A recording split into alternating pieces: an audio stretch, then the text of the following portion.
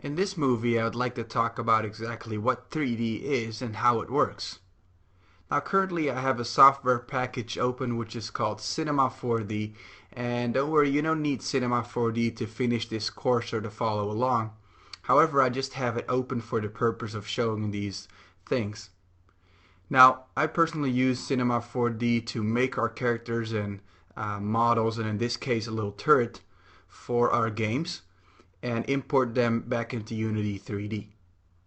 Now let's look at the basics of 3D design. Everything in the world or in a 3D engine or 3D application consists of dots, lines, and squares.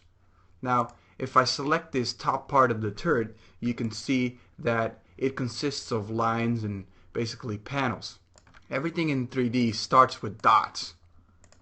And these dots are called vertices, or if you're only talking about one dot, a vertex.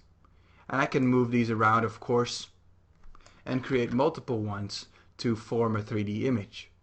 Now these vertices are connected with lines which are called edges.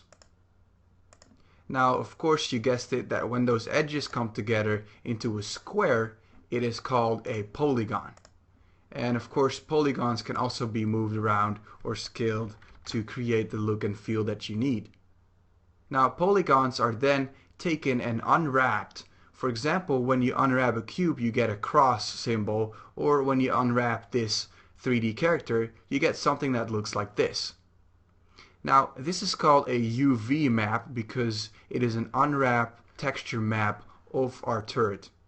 This texture map is then taken into a 3D painting application like Photoshop or Cinema 4D, and you can paint on there to create the texture. As soon as you export it back into Unity though, this texture is a separate item that we can attach to objects to add some effects with. For example, what part of this turret is reflective, or what part of this turret is embossed out, or things like that.